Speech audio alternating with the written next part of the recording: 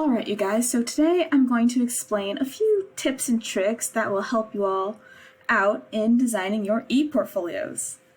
Now, if you haven't already done so, you should have created a portfolio account. You should have easy access to this link so you can refer back to it if need be, and also if you need to make future additions or changes as you move forward in your college experience. So the ePortfolio itself is an audience-based document, so that means when you are adding your personal information and documents onto here, imagine sending the link to this site to a future employer, or maybe if you are applying to med or grad school.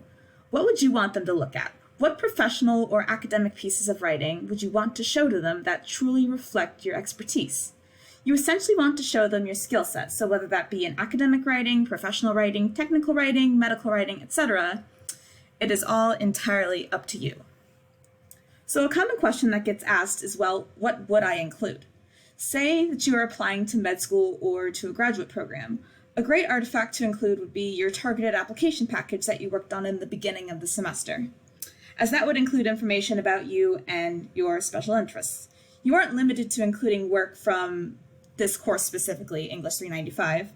Think about papers that you've had to write for your other classes that you feel passionate about and you feel confident about. So that would be like an argumentative paper, for instance. Now, what I'm showing you guys here is my own ePortfolio that I built last year. This was for English 391, which was a professional writing course. Yours will look quite similar to this. Let me just scroll down here. So as you can see, I have like a profile photo, cover photo. I have my overview here. I'm majoring in English at University of Maryland, College Park. This is showing my projects and skills that I've sort of typed in onto here.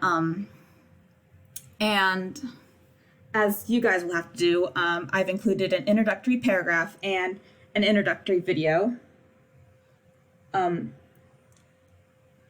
your documents will obviously look very much different from mine. But let me just go to the portfolio itself. These are the artifacts that I've included for mine. So I'm majoring in English and I'm on the creative writing track, so I have included a short story that I wrote for one of my creative writing courses and also an autoethnographic piece that I wrote for another non-fictional narrative course.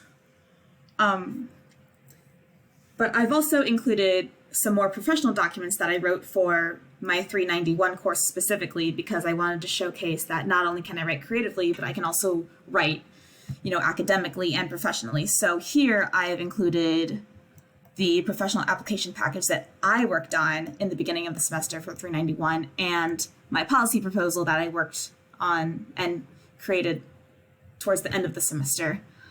And this is something that I am very confident in, as this was what I worked on for a good month. And something to keep in mind also when you're including documents is strive for quality over quantity. If you want to show a document to an employer, they're not going to want to read through like a 10 to 20 page paper. That's just going to take up too much time. They want to look at something that, is sufficient in what you're saying in that paper, but also it's geared towards like what they're looking for out of you and what you want to showcase to them. So definitely strive for the quality of your work over how much you've put into how many pages you've typed into the paper. So that is essentially it. If you have any further questions, please let myself or Professor Lape know. And yeah.